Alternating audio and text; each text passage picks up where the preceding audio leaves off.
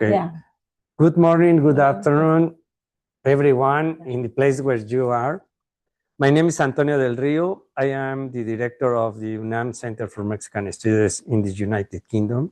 It is a pleasure for me to welcome to another session of the Seminars UK, a program designed to spotlight the work, imagination, and intellectual drive of Mexican scholars across the world. Today, we gather at the King's College London and online through the YouTube channel to explore a topic where curiosity, empire, and nature intervene in fascinating and sometimes unsettling ways. The title today is From Fascination and Horror to Useful Knowledge, Travel, Science, and American Insects in the 17th and 18th century British Empire. Today, it's my great pleasure to introduce our speaker, Dr. María Fernanda Valencia Suárez, professor and researcher at the Centro Peninsular en Humanidades y Ciencias Sociales of UNAM in Mérida, Yucatán. Dr. Valencia holds a Master in Historical Studies and PhD in History from the University of Cambridge. Her research has traced imperial rivalities in the Atlantic, British ambition, and in the Caribbean and Spanish American, and the circulation of the scientific knowledge about the Americas. She currently leads the project Insects and Travel Literature in the Mayan area and the Caribbean, and serves as editor-in-chief of Peninsula. Today, Fernanda, is my great pleasure to having here in King's College London in Center for Mexican Studies, UNAM. Thank you very much. Thank you, Antonio, for the introduction. Thank you. Well, good afternoon. Thank you to everyone who came today and to those watching this on YouTube. I am deeply grateful to you, Antonio del Rio, and to the National Autonomous University of Mexico in London for the invitation to present some of my research findings at this prestigious university, King's College London, and to such a wonderful audience. As English is not my native language, I have written my presentation and I will read it to accompany the slides I have prepared. Well, Antonio already said the title of the presentation, so I won't repeat some. How do I move? Yes. Okay. By the 17th century, Great Britain had become an expanding empire with colonies in North America and in the Caribbean. You can see them in red in the map. It competed mainly with Spain and France for dominion over the seas, land, territories, trade routes, resources, goods, and information. Travel, science, and empire were interconnected. At the end of the 16th century, the English philosopher Francis Bacon coined the famous phrase, "knowledge is power," and argued that power was closely linked to the ability to control nature. In his book, Novum Organum, published in 1620, he set out the principles of a new philosophy that sought to dominate nature rather than merely observe it. The Royal Society was founded in 1660, based on Francis Bacon's principles, and from the outset, its objectives were closely linked to advancing knowledge and empire. In 1662, when Charles II issued the Royal Society's charter, he stated, "I'm determined to extend not only the borders of the empire, but also those of art and science. I look favorably upon the creation of the Royal Society for the advancement of natural knowledge." He was certainly viewing science as a tool for empire. The new science fostered by the Royal Society privileged a scientific method based on experimentation and direct observation. Having as much information as possible about all the things and all places of the world was imperative. The British colonies in the Americas were of great political and economic importance to the British Empire. Ships carried goods such as timber, tobacco, rice, furs, dried fish, whale oil, and sugar to Great Britain. In turn, the British sent textiles and manufactured goods back to the colonies. However, America satisfied not only imperial needs relating to trade, resource extraction, and agricultural production, but something else was circulated going back and forth from one continent to the other, and that was information and knowledge. English philosophers, writers, cosmographers, crown officers, and merchants, along with anyone else interested in the subject, relied on foreign books and travel accounts to learn about distant lands. Today, we will focus on the interest in American insects. Indeed, the first British descriptions of American insects were based on accounts by foreign travelers. For example, in his Theatre of Insects, printed in London in 1634, Thomas Moffat compared American wasps with those in England, using the descriptions offered by the Spanish chronicle Gonzalo Fernández de Oviedo, probably from his book Sumario de la Natural Historia de las Indias, or Summary of the Natural History of the Indies, published in 1526 in Toledo, Spain, and translated into English in 1555 by Richard Eden. We do not know what version Moffat used, but he quoted him. He said, "Wasps are also more unhappy, dangerous, and deadly in very warm countries, as Ovid reports, and specifically in the West Indies, where both in size and shape there is a great difference between theirs and ours, so that they are considered much more dangerous and deadly than the English, French, Spanish, or barbarian wasps."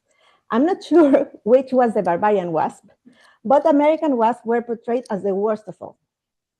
Over time, descriptions became increasingly based on direct observation and first-hand accounts, which depict the initial encounters between the conquerors, discoverers, explorers, colonizers, and travelers, and the insects of America. Travel literature and other early modern documents demonstrate that European travelers found people in the Americas who could be civilized or converted, forests that could be cleared, land that could be cultivated, and animals that could be hunted or domesticated. However, insects proved particularly unmanageable and evasive, and some were very bothersome. Evidence of the discomfort caused by insects to the early travelers who discovered, conquered, explored, preached, and settled in the Americas is scattered through their letters, journals, books, informs, and narratives. For instance, and this is one of my favorite examples, Christopher Columbus noted the abundance of pesky insects and worried about their effect on the outcome of his voyage and his ability to inform the Spanish monarchs of his discoveries. He said, "Each mosquito would be able to thwart and impede my task." He complained about this in his diary. The annoying presence of insects is mentioned quite frequently by other discoverers and settlers. John Smith, English explorer and colonizer in Virginia, complained about mosquitoes, flies, worms, ants, spiders, and a certain Indian bug called by the Spaniards cacaruch, which creeps into the chest and devours them, contaminating everything with its foul-smelling excrement. His fellow countryman, Joe Lawson, protested about the annoyance caused by a multitude of fleas in Carolina. Richard Bloom, in his description of the island of Jamaica, grouped insects together with other harmful things and considered them obnoxious. It soon became clear that controlling insects was an important step in successfully colonizing the Americas. Travelers, explorers, colonists, and sailors, as well as advocates of colonization, realized that not everyone was suited to travel to the Americas and observed that mosquitoes were particularly vicious to travelers who had not previously visited the region. The British buccaneer, Alexander Exquemelin, remarked that, in the Caribbean, insects torment the human body excessively, but especially those who have never been or hardly ever been to those countries. William Bradford, governor of the Plymouth colony, claimed that those who could not endure the bite of a mosquito were too delicate and unfit to begin new plantations and colonies, and advised them to stay at home. Keep at home until at least you are mosquito-proof. How to be mosquito-proof? Well, I don't know. It's still unclear. In general, travelers recognize the great diversity of insects in America, and in their descriptions often draw comparisons. For example, the engraving you can see on the screen now was published in John Southall's Treaty of Bugs in London in 1730 and compares European and American nits. The American nit looks bigger, although it's not clear to me why there are 2 European nits and only 1 American nit at the end. Indeed, travelers and scientists closely examine the difference in size and color between the American and European creatures. Unfamiliar insects often evoke fear or even terror, although some were described as fantastic or remarkable.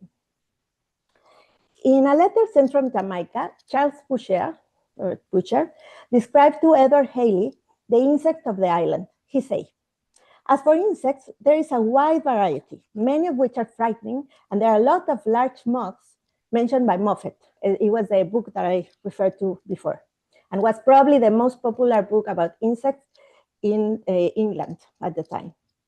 Okay, so I keep reading the letter. It says, "One of the most remarkable is the firefly, of which there are 2 kinds. The largest is about 1 inch long and is so bright that I have read for an hour by its light." Today we know he was exaggerating, as it is impossible to read under the light of a firefly, let alone for an entire hour.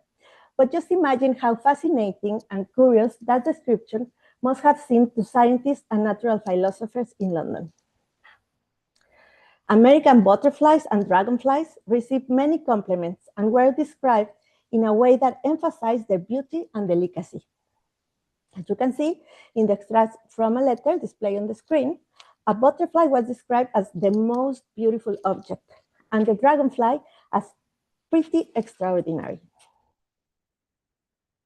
Also, American bees were often described with fascination and were favorably compared to their European counterparts. Samuel Purchas, for example, described the Melipona bee as a small, about the size of a fly, and highlighted that these bees did not have stingers like the ones in England, and that the region of Cozumel, near Yucatan, had many beehives that produce lots of honey and wax.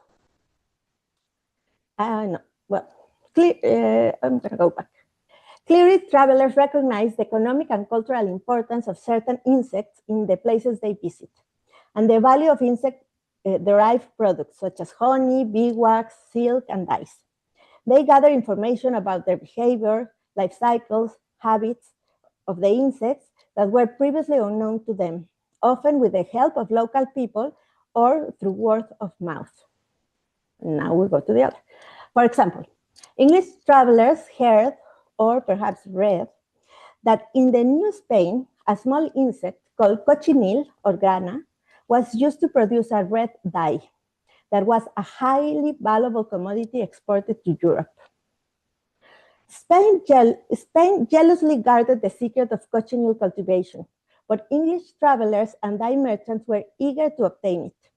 They made every effort to find out how the insects were cultivated and processed, and even tried to obtain live specimens to reproduce them in British colonies.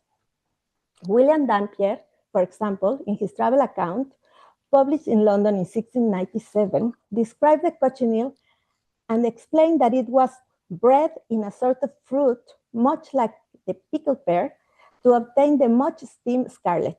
He couldn't get much more information.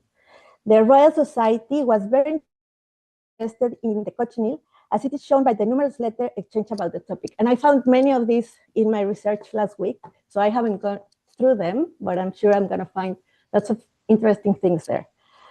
The book, A Voyage to the Islands by Hans Sloane, included an illustration of the process of propagating, gathering, and curing cochineal. Sloane stated that this process was performed by Indians in Oaxaca in the Kingdom of Mexico. In the picture, you can see the pickled pear, or the Mexican cactus, the nopal, as we call it in Spanish. And although the description was more detailed than the previous one, the most important thing was still missing. And that was to obtain a sample of the pickled pear that could be transplanted and to have live, the living samples of the cochineal, and being able to take it back to England, of course. Then the apocalyptic scenes caused by insects caused the attention of scientists, travelers, and ordinary people, and were depicted in a very powerful way. In 1645, the English Dominican friar Thomas Gage described a plague of locusts or grasshoppers that he had witnessed in Guatemala. The illustration that appeared in the screen, and you can see it, and it was published in the Amsterdam edition of 1720 of the book of Thomas Gage, showed devastated fields, leafless trees, and swarms of insects clouding the sky. So those are not clouds, of course, there are clouds of insects. Natural philosophers wanted to learn more about the incredible biodiversity of American insects. They sought information to help them recognize, classify, and categorize insect species. In the 18th century, the taxonomy of Carl Linnaeus provided a classification system for the natural world to standardize the naming of species and to order them. Naturalists were interested in the structure of insects.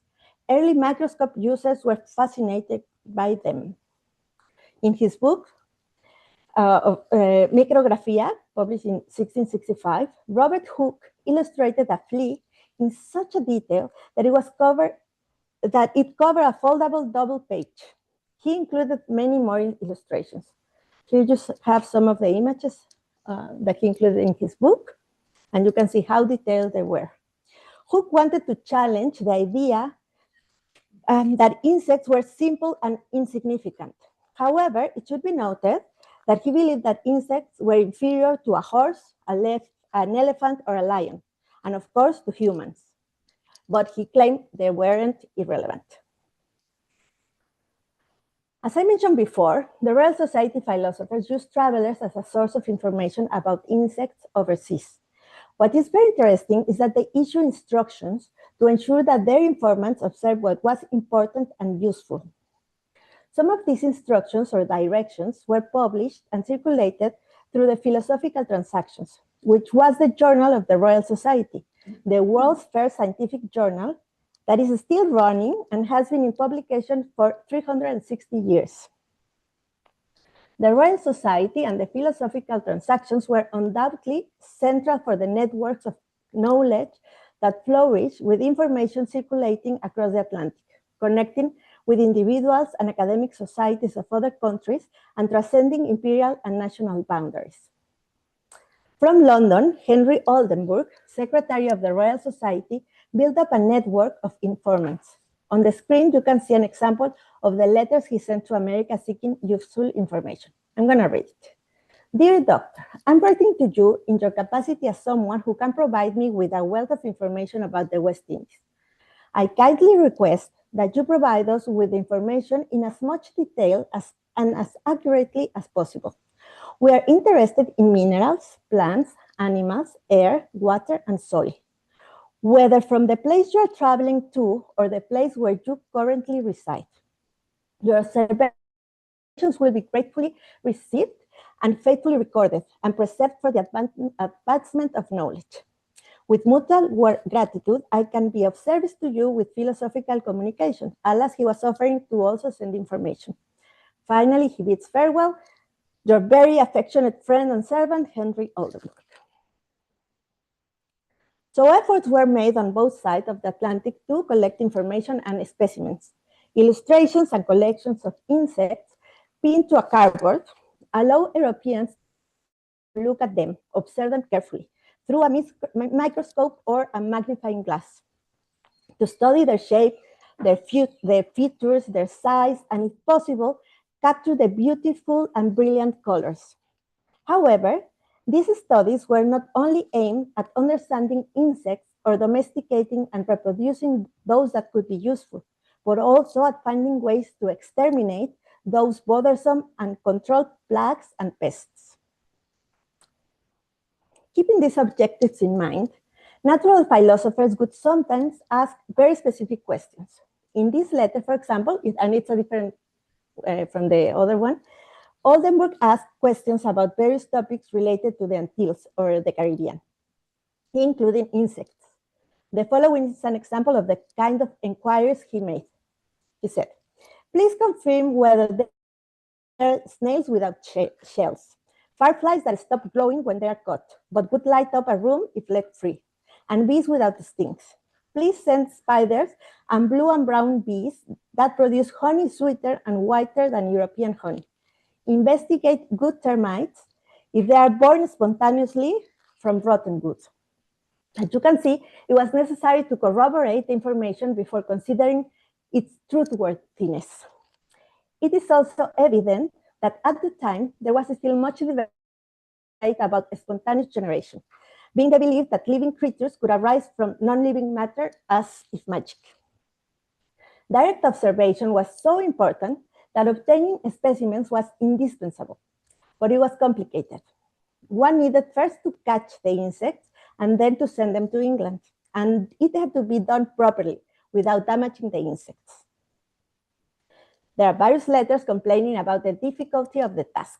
In a letter published in Philosophical Transactions, Mr. Edward Louis claimed, we have collected the insects that appear this summer, especially butterflies, but we do not know how to preserve them properly during our travels.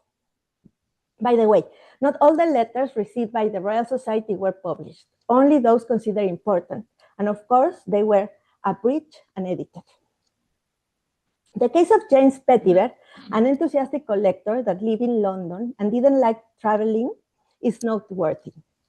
He could ask anyone going abroad to bring him information and specimens. He provided jars, paper, and other necessary supplies, and was willing to pay for each insect. However, the collections were often lost in transit, which frustrated Petiver when he received letters promising wonders that never arrived.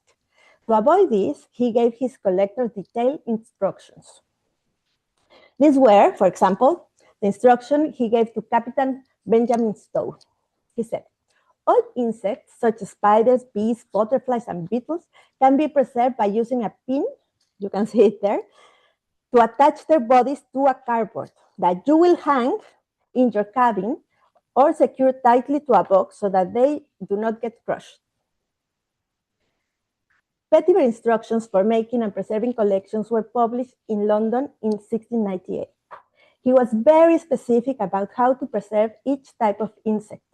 Spiders, beetles, grasshoppers, bees, wasps, and flies should be placed immediately after catching them in a covered, half-full alcohol-filled bottle or container that had to be small enough to be carried in a pocket at all times.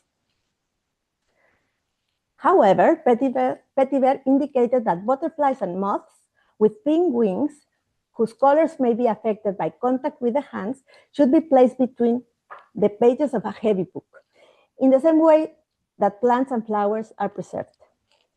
Here you can see an example which is wonderful. Let me show you in detail. A butterfly specimen was kept and was found much later. I'm not sure how much time passed, but I reckon almost 2 centuries. And it was found on the page where its description and illustration appeared. You can see the reel and the image. The slide that is now on the screen shows that the entomological equipment used at the time included a hand net, a racket net, a collection box, and a breeding cage. It also included a stick and a cloth for beating insects from hanging branches. Later, the specimens were displayed in boxes that looked like drawers and could be piled on top each other or displayed separately. Many specimens were sent to England, with a significant number going to the Royal Society. For example, you can see a letter from Roger Pickering to Cromwell Mortimer from 1743, in which he claims to have just received samples of insects from the West Indies and wishes to donate some of them, which he believes to be of higher quality than those already in the collection of the Royal Society. Apparently, many of these offers were rejected because they have already many. Some natural philosophers traveled to the West Indies and were able to collect some specimens themselves. Hans Sloane spent 15 months in Jamaica, where he amassed a significant collection of West Indian flora and fauna, including many insects. Later in his life, he became the secretary of the Royal Society, published a book, and continued to order specimens from London, paying large sums of money for them. He had the money to do that. British collectors amassed such a large quantity of insects, included samples from the West Indies, that their collections later gave rise to the Natural History Museum, where some of these insects are still preserved today. Sadly, a lot of them were born in the 19th century by the staff of the museum, because there were just so many of them, and some of them were really damaged. I mean, they were incinerated. A curious fact, today at the Natural History Museum of London, there are an estimated of 33 million insect specimens housed in 130,000 drawers. It's amazing. British insect collectors were so enthusiastic that in the 18th century, there were various attempts to create a society of entomologists. The Aurelian Society was established in London in 1740. This group had been collecting and documenting insects since the 1690s. And they would gather in a coffee shop where they kept their documents and their samples. Unfortunately, the coffee shop caught fire, and that marked the end of the first Aurelian Society, because they lost everything, like all the information, all the samples, and the will to do that. Several more societies dedicated to the study of insects were formed and dissolved in London during the 18th century. All of these societies were precursors of the current Royal Entomological Society, which was founded in 1833. In the colonies, especially in the West Indies, some administrators, governors, colonial officials, and planters were never so keen to study insects, which they saw as a threat. They wanted a quick solution to the potential harm that insects could cause. For example, in 1690, Dalby Thomas warned that ants and other harmful insects could destroy sugarcane crops totally if no solution was found. Joshua Peterkin, a sugar planter in St. Christopher, expressed his frustration. Nature seems to have waged war on us with the insect class, so that this profitable genus of plants, meaning sugarcane, has to contend with a large number of enemies. Mainly, he was referring to insects. Richard Ligon, whose sugar plantation business failed, probably due to plagues or drought, wrote that insects on the island were lesser creatures, ugly and violent. They sting and bite more severely than those in England and are very dangerous. He emphasized the extent of the harm they cause. The damage this pest causes is twofold. He wrote his book and his bitter comments in a London debtor's prison in 1653, which might explain his hatred of insects. No? His project has failed, sir. Indeed, the situation was worse in the tropics, where insects were more numerous and diverse. Even the most everyday tasks of colonial life were turned into a constant struggle by insects, worms, and larvae, which voraciously devour any paper, including documents and entire libraries. Warehouses were also filled with insects. Anything that did not rot due to the humidity was attacked by hordes of termites, ants, worms, and other insects. A report by Richard Hemming in 1671 highlights the scale of the problem in Jamaica. He said, barrels stored in a warehouse just a few months earlier are rendered unusable due to extensive damage caused by worms and white ants. Yes, we haven't talked about ants, but ants were also a nightmare. Travels use words such as astonishing and incredible to describe their numbers and how quickly they multiply. John Castell wrote in a letter, I have seen the roads stained by them for miles, and in many places they were so crowded that hoof prints of horses appeared for a moment or two until the surrounding crowd filled them in. He insisted this was not an exaggeration and claimed that he had seen ants forming piles that reached 28 centimeters in height and that could eat anything or whatever was in their path. Certainly, in the tropical areas, mosquitoes were daily and night nightly companions of travelers, and were, although this was not known at the time, carriers of diseases such as malaria, yellow fever, which had a significant impact on human health. The diseases caused by insects were given different names: the plague, black vomit, Barbados distemper, bleeding fever, malady of Siam, and yellow jack. Yellow jack after the yellow quarantine flag that had to be shown on ships whose crew on board was sick. Accounts mention epidemics of fever and vomiting that ravaged soldiers and explorers. British sailors describe how half of their comrades died in a few days. As I mentioned, the cause of the disease and the source of the infection were unknown. So they didn't know it was the mosquitoes causing that. At the time, they were unaware of the true impact of the bite of an infected mosquito. The threat was recognized, but the cause remained invisible. However, mosquitoes were such a nuisance that people sought out areas with fewer mosquitoes, such as the mountains and inland regions. The map, for example, marks areas free from those troublesome flies so common in the West Indies. So even you could use a map to get out of the dangerous areas. Some travelers and settlers realized that indigenous peoples and African slaves had a better relationship with insects. They were less bothered by them, some seemed immune to their bites, and used effective remedies to counteract bites and to keep insects away. They also used insects in healing practices and even eat them. Some European settlers and travelers asked indigenous peoples and slaves for help, or at least recorded and studied their practice.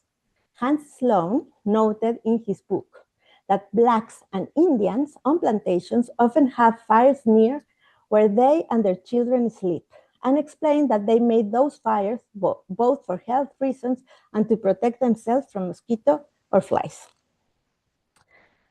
However, many settlers did not bother or were reluctant to use the advice of Indians and blacks, to use the same terms used by Hans Sloane.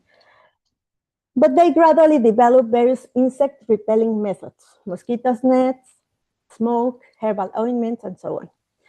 Sloane observed that the settlers of Jamaica had started to cover their beds with gauze to prevent mosquitoes and little flies from beating and disturbing sleepers, and that they also used lemon peel to repel moths from clothing. However, these remedies were seen as insufficient. Concern about the impact of insects on plantations resulted in calls on both sides of the Atlantic for the development of innovative techniques to combat them. In response to this challenge, local authorities and the Royal Society of Arts and Manufactures in London offered monetary rewards to anyone who could find a way to destroy pests and plagues. Planters experimented with new species of cane that could withstand the dangers more effectively. As I have shown through the presentation, insects provoked a mixture of fascination and horror, with some, like butterflies and fireflies, inspiring more fascination. Others, like nits, were only of interest of science who studied their structure under the microscope. Although the Entomological Society of London claimed in 1807 that its objective was to study, classify, and name insects, it also promised to point out, and here I quote, the readiest and most desirable methods of destroying those which possess noxious properties. There is no doubt that humanity has benefited from the strategies to prevent mosquito-borne illnesses, as well as the remedies and medicines to treat those diseases, which have been developed as our understanding of these diseases and their causes has increased. However, these developments were accompanied by an increment of pest control techniques, and the general attitude toward insects became less and less tolerant with them. As you can see in these 18th century newspaper advertisements that promised to kill beetles, moths, bugs, and fleas, and to be rough and keep the house free not only from rats, which were also pests, but from flies, bugs, and mosquitoes. During the 19th century, remedies became increasingly chemical. Meanwhile, little attention was given to the fact that many places in the Americas, such as the Caribbean islands, underwent a significant environmental transformation when forests were cleared to make way for big plantations, farming and progress, something that happened in a world scale. This disrupted the existing ecosystems. Consequently, erosion, reduced fertility, decreased production, drugs, and pests increased. Of course, the British Empire is not the only culprit, as it was not alone in facing the challenges posed by insects and pests. Other nations experienced these challenges too, and not only in America, but all over the world. As information, knowledge, and technologies crossed boundaries, displacing indigenous worldviews, local customs, and traditions, Western knowledge increasingly dominated our relationship with nature, depleting our ability to coexist with other beings, especially insects. We succumbed to the fear and horror that plague of insects inspiring us.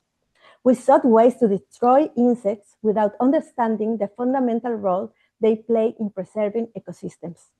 Even insects that have always captivated naturalists and amateurs because of their beauty, such as butterflies and fireflies, have suffered as a result of our desire to capture and collect them and put them like in windows to admire them, but especially due to the changes we have inflicted on their habitats. It is time to rediscover our fascination with these tiny creatures and understand that our intervention in the environment has caused some species to proliferate inappropriately and brought others to the brink of extinction. It is necessary to restore the balance of our planet and save bees, pollinators, butterflies, beetles, and fireflies, as well as other insects that may not be beautiful or obvious, but which play a role in the environment. Our efforts to control pests and plagues, kill mosquitoes that act as vectors of illnesses, and keep out of our houses insects that could be dangerous for us, must be guided by science, not by the market. Let's avoid being led by fear rather than by understanding. Thank you very much. Muchas gracias. Thank you, Fernanda. Thank you. Very, very interesting. And I hope we open for questions. If you here you want to ask to Fernanda. The microphone is for the people. Thank you for that. That was really interesting. It's not something I know a lot about, but I know, as you know, quite a lot about the transfer of indigenous knowledges to Europe. And I wondered, you mentioned seeking information from indigenous and enslaved peoples. And I wondered if you could say a little bit more about that, about what we know about how that knowledge transfers to England or to Europe more widely and how it's received. This work is a work in process. So in fact, I came to England to gather a lot of information and make some archival research. But for the things I have noticed until now, I see that there are some like Hans Sloan who are willing and are very interested in almost interviewing them and writing down what they have to say, while there are others that don't want to know anything or don't acknowledge that. And that's also a problem because then we don't know, whether they learned something. And like, for example, I was saying, so the colonizers learned, I don't know, how to use, to get rid of polillas, how to say, like of termites, for example, using the lemon peel. How did they learn that? Probably it was something that the locals did before, but they didn't acknowledge that. And that's something that has happened with Western science for a long time. So what I'm trying to do with this project exactly is to trace, to try to recognize those things that locals were doing and how they at some point appeared like a spontaneous generation in Western knowledge, because about acknowledging that transfer of information, there's very, very little. Well, that's all over the science world. I know that. Research appropriation without giving credit to indigenous knowledge. It happens everywhere, you know, not just in insects, in plants, in traditional medicines. Several of the creams and all the cosmetic industry, which is, you know, millions and millions of pounds or dollars, it's very much based in plant knowledge. And then there's no acknowledgement. It's like, oh, I invented this. No, you didn't. Or it also happens that for a long time, no, we went away from all those like traditional knowledge, and now Western science is rediscovering, like we say in Spanish, the hilo negro, the black thread, no, but it was always there. Yeah. No, so now they say, oh, it's organic, and now I'm using lemon peel. No, exactly. And even in sports, there's I don't know how many sports, I don't do research on sports, but lacrosse is an indigenous game that the British love to play. And I wonder how many of lacrosse players in this country, all around the countries that they play, know that it's an indigenous game that has been appropriated by Europe and, you know, by colonizers. And I'm sure that most people don't know that lacrosse was not invented in England. It's not like rugby or football, you know. So thank you. Very interesting. Let's see if we have some question in YouTube. Let me ask one of them. Okay. How did these early accounts of insects influence scientific thinking in Europe? Could you say that they shape later entomological classification? Yes, definitely. I mean, it was necessary to do this classification that was very much influenced by Linnean history. No, there was even a Linnean society here in London. But this idea that they had to classify all the knowledge, but they have to know where it came from. And America, since its discovery, posed a threat, no, or a challenge. How to explain the history of the world, its origin, its nature, but taking on account that it was also a creation of God, because it was scientific, but still they believed that everything was created by God. So that's why it was very necessary to get all that information. I mean, to compare it. It was seen as you could not be completely a scientist if you only saw butterflies of Sheffield. You needed to compare with others. So that's what they were trying to do. Yes. Thank you, Fernanda. And I only see men in your slides. How did gender play in these narratives? Were women travelers or naturalists contributing to these descriptions? It's a very good question. Something? Yes, they are the least. And in the Royal Society, no woman was accepted as a member, but there were some that were invited at some point to share their views, although it was controverted. But with the insects, it became a very fashionable sport to go out and capture butterflies, no, in the field, or just going to have a picnic and then you get some butterflies. And some women use that as an excuse to start working on real research. For example, we have an example. It's not an English woman, but she's Dutch, and she went to Suriname. She's María, and she was studying and drawing all the insects from there, and her work was used by scientists and recognized. Well, ironically, she got sick while she was researching. He got yellow fever. She recovered, but that caused her like, I don't want to be here anymore, and she came back. But well, of course, early modern science, and I would say 19th century science, and maybe even 20th century science, was really, really men thing, no?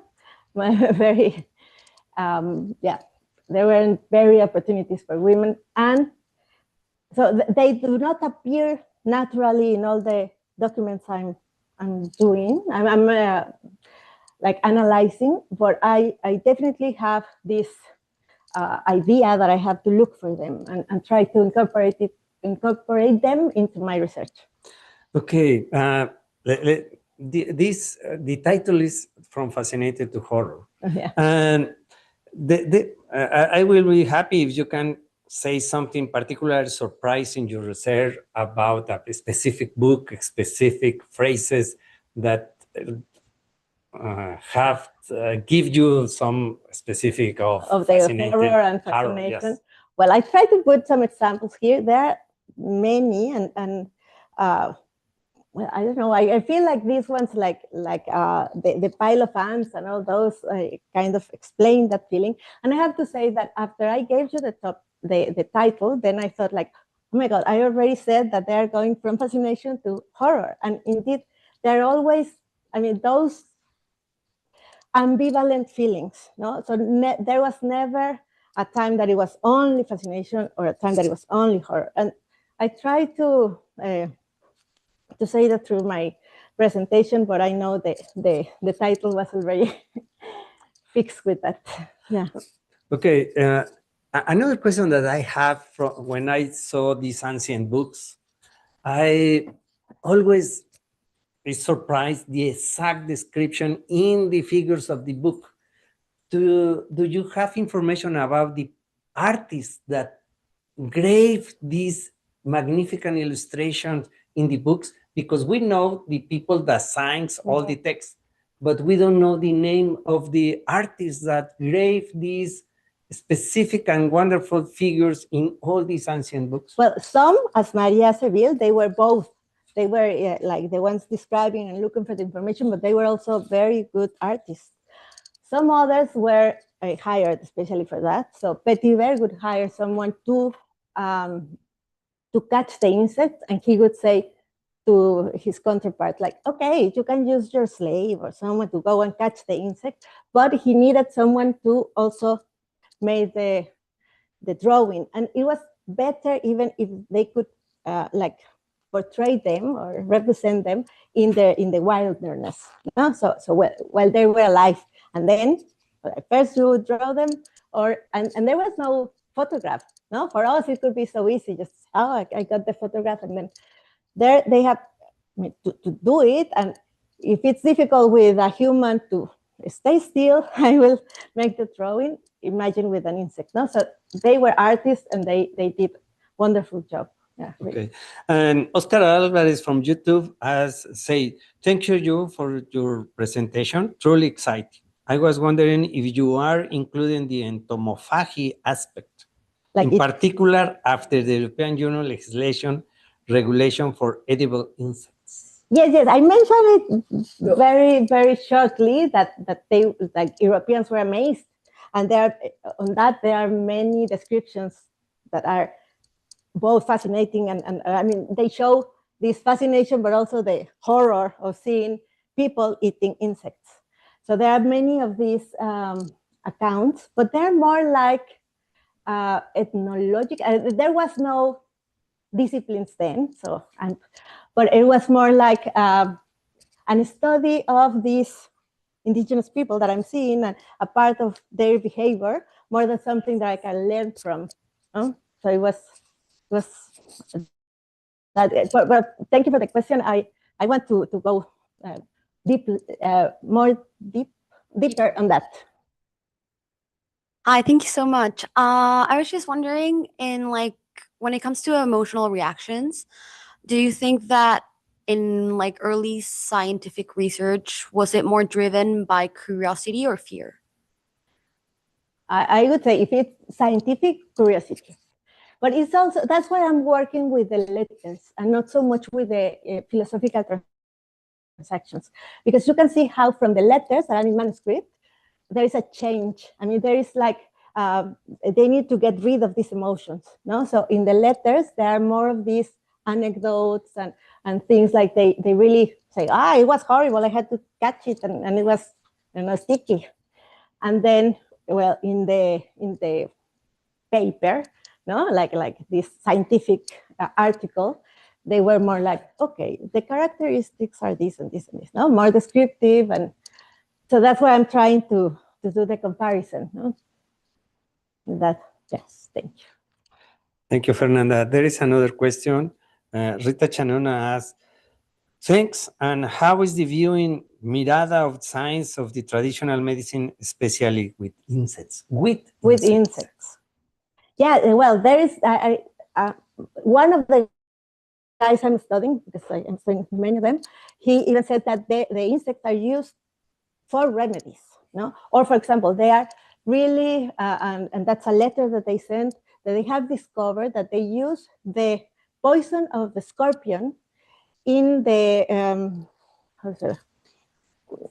arrows that they sent. So that now they have to look for an antidote, but now at least they know what is that poison. No, so I think they were interested in that. I mean, not that much, but I definitely will try to look for that information as well. Okay. Well, I think that we need to finish. Thank you very much, Fernanda. Thank you very much for all the audience and also for the people that is looking in the YouTube. And we expecting you the next time here in physical presence or in our web channel in YouTube. Thank you very much. Thank you. Thank you for everything. Thank